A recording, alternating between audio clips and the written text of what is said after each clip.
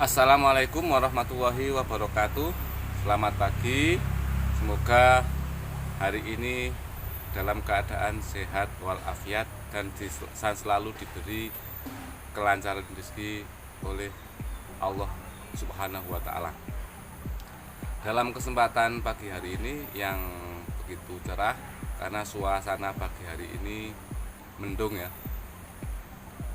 Kami di sini akan mengulas bagaimana cara budidaya melon dari pembuatan media tanam, pupuk susulan, penyemprotan insektisida, penyemprotan fungisida, terus diteruskan polinasi, pinali buah, dan nanti bagaimana mengetahui ciri-ciri melon yang sudah siap kita panen ya.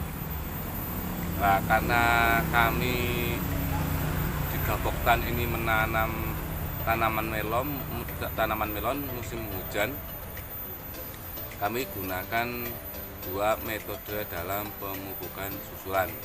Satu menggunakan pupuk mutiara berupa butiran, dan yang kedua kita menggunakan pupuk KNO3 dan KNO3 merah dan KNO3 putih cair ya. Untuk pembuatan media tanam dalam budidaya tanaman melon, kami menggunakan atau praktek menggunakan dua teknik. Yang satu kita menggunakan polybag ukuran 50-50, dan yang kedua kita menggunakan polybag ukuran 40x40. Dan untuk polybag yang ukuran 50-50 kita menggunakan media tanam semuanya pakai kokopit ya. Dan yang polybag ukuran 40-40 kita menggunakan campuran satu tanah 1 karung, pupuk kandang 1 karung, sekam 1 karung. Ini untuk media tanam yang kami gunakan untuk budidaya melon di lahan Gapoktan Margorukun. Terus untuk polybag yang ukuran 50-50 yang menggunakan media tanam full kokopit, kita menggunakan pupuk dasar berupa TS36 2 sendok dan ZA 1 sendok. Untuk polybag yang besar ini, karena ukurannya 50-50, kita tanam 2 tanaman melon ya. Dan untuk polybag yang ukuran 40x40 yang campuran media tanamnya ini tanah, sekam, kokopit, ini kita menggunakan pupuk dasar berupa TS36 1 sendok dan ZA 1 sendok. Untuk pemupukan susulan kami gunakan setelah melon ini umur 5-7 hari. Untuk pemupukan sendiri kita ada 2 metode. Yang satu kita menggunakan mutiara, dan yang satunya kita menggunakan KNO merah, dan yang kedua dicampur dengan nitrobakter. Untuk pemupukan menggunakan KNO merah dan nitrobakter ini di masa vegetatif, yaitu umur setelah tanam sampai umur 30 hari. Nah, untuk pemupukan KNO merah masa vegetatif dan nitrobakter, kita melihat kondisi cuaca hujannya. Karena untuk pemupukan ini kita menggunakan campuran air. Kalau curah hujan tinggi kita tidak menggunakan pupuk ini, tapi menggunakan pupuk mutiara. Sedangkan untuk pengendalian serangga ya, kita menggunakan insektisida sistemik dan insektisida kontak. Untuk yang kami gunakan itu ada beberapa merek ya. Satu merek Gensis, ada merek Avidor, ada merek Amistartop, dan ada merek Uracron. Ini saya yang punya contoh satu saja, yaitu Uracron ya. Untuk penyemprotan insektisida ini sebaiknya di awal masa vegetatif ya. Karena biasanya untuk serangan hama di tanam melon untuk awal dari masa tanam sampai 30 hari ini biasanya banyak kupu-kupu ataupun serangga. Biasanya itu di pucuk daun ya, tunas baru ya. Ini kita semprot menggunakan insektisida sistemik ataupun insektisida kontak. Nah, untuk penyemprotan fungisida sendiri kami menggunakan sama seperti insektisida, yaitu kami menggunakan sistemik dan kontak ya. Untuk contoh kita ada beberapa, ini ada ekstranil. Ekstranil ini bahan aktif klorotanil, dan ada juga antrakol, ini bahan aktif propinep ya. Dan ada juga kita menggunakan fungisida sistemik, yaitu Ingroful ya. Ingroful ini untuk sistemiknya, dan ada juga yang lain, tapi yang lainnya sudah habis.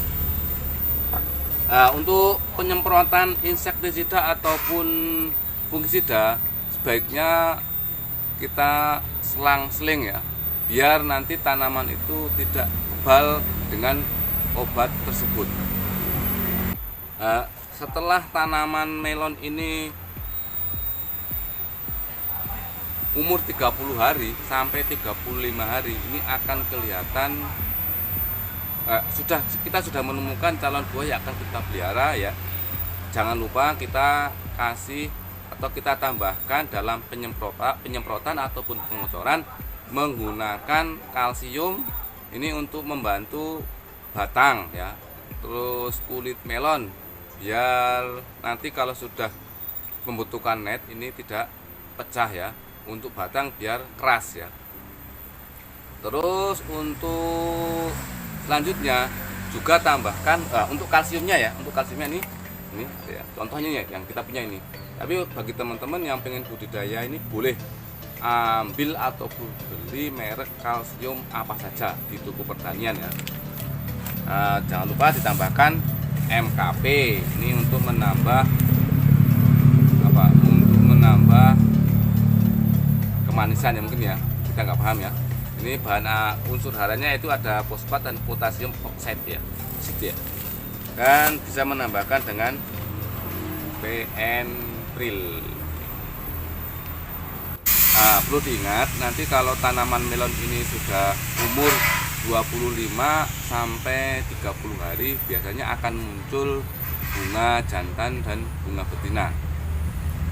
Perlu diingat, untuk penanaman melon di greenhouse ini butuh polinasi, karena tidak ada perkawinan yang membantu baik berupa tangan manusia ataupun berupa serangga ataupun angin.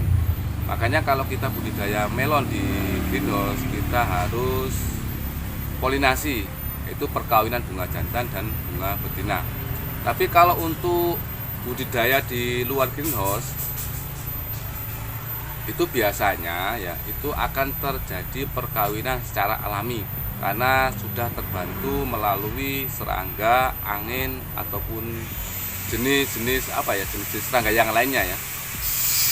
Itu umur 25 sampai 30 hari. Biasanya di tangkai daun itu akan mekar bunga ya. Kalau yang untuk bunga jantan itu biasanya di tangkai daun ya, di ujung daun. Kalau untuk bunga betina itu biasanya yang akan menjadi calon buah yang akan kita pelihara. Dan kami sendiri untuk memelihara buah yang akan kita pelihara nanti itu biasanya kita pelihara di daun 9, 10, 11, 12 dan 13 ya. Jadi di awal pertumbuhan tadi ya, mulai 5 hari sampai 15 hari itu biasanya akan tumbuh tunas air di ketiak daun. Sebaiknya itu kita potong semua biar nutrisi itu terserap oleh batang utama dan akan fokus di ini calon tunas atau calon buah melon yang akan kita pelihara di daun 9 dan seterusnya. Di daun 9 sampai daun 12 ya. Nah, daun 13 sampai ke atas itu kita potong semua ya. Jadi yang kita pelihara itu di daun 9 sampai daun 11. Nanti kita tunggu sampai besar. Nah, biasanya melon sendiri kalau sudah kita pelihara di daun tersebut, ini akan menunjukkan atau akan kelihatan buah melon yang akan kita pelihara. Nanti kita akan kasih sedikit lah untuk pemilihan, tips sedikit untuk memilih bagaimana memilih calon buah yang baik ya, yang kualitasnya baik, yang nanti kemanisannya mencapai titik yang baik dan tingkat netnya juga akan sempurna. Untuk pemilihan calon melon yang akan kita pelihara, biasanya setiap tanaman itu berbeda-beda ya. Ada yang mempunyai atau ada yang buahnya itu bagus-bagus semua, dan ada buahnya yang mungkin kiri bagus, yang kanan bagus. Untuk pemilihan melon itu sebaiknya oval ya, agak lonjong, tidak bulat ya. Karena kalau oval ataupun agak lonjong ini biasanya ukurannya akan besar dan pembentukan natnya akan bagus. Dan kalau yang bulat itu biasanya dia ya bisa bagus, cuman mungkin untuk beratnya kurang maksimal dan pembentukan natnya juga tidak akan sempurna, dan untuk kemanisannya mungkin berkurang. Nah, dari keempat, dari daun 9, 10, 11, 12 kita cari buah yang paling bagus yang akan kita pelihara. Setelah kita ketemu buah yang bagus, nanti kita ikat ya, jangan lupa, biar nanti bisa membantu buah melon ini tidak lepas dari tangkainya. Nah, nanti kalau sudah kelihatan calon buah yang kita pelihara, kita tinggal merawat sampai umur 60 sampai 70 hari. Nanti kita topping ya. Topping itu biasanya setelah umur berapa ya? Umur 45 sampai 50 hari itu sudah tanaman melon sudah tinggi. Nah, kita topping di daun, ada yang 28, ada yang 30, ada yang 32, itu tergantung selera. Nah, terus kita untuk penyemprotan sendiri, karena kami menanam melon ini di musim hujan, kita menyemprotnya itu seminggu 3 kali. Contoh ya tadi ya, kita ambil contoh di hari saja ya biar mudah. Contoh kita ambil hari Minggu. Hari Minggu kita semprot menggunakan fungisida kontak dicampur dengan insektisida biar agak efisien. Dan untuk hari Rabu kita gunakan penyemprotan dengan bahan aktif sistemik ya. Biar sistemik ini membantu ketahanan tubuh melon. Karena untuk sistemik ini daya kerjanya agak lambat karena obat ini akan masuk dulu ke jaringan tanaman. Beda dengan yang kontak. Kalau kontak ini daya kerjanya dia akan membunuh langsung ketika obat ini atau ketika jamur ini kena obat ini, dia akan mati. Lah setelah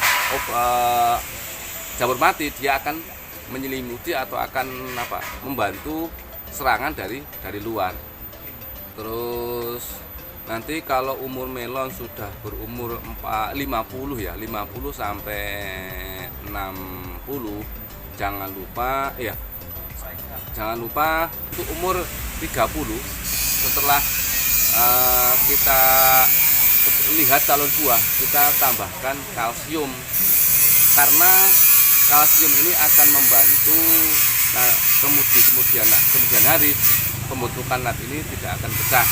Oke, untuk panduan dari awal sampai akhir saya kira sampai di sini ya. Bagi teman-teman yang baru menemukan channel Rapotan Mas Barukun, jangan lupa subscribe, like, dan komen.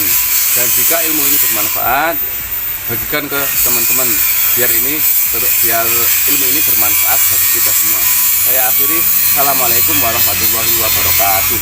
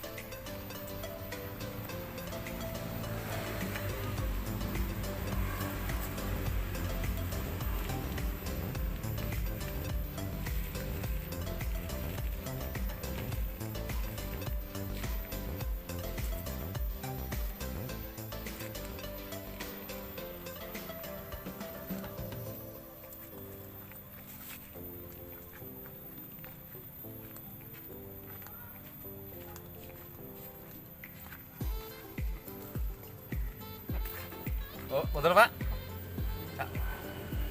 Betul Pak Sofyan?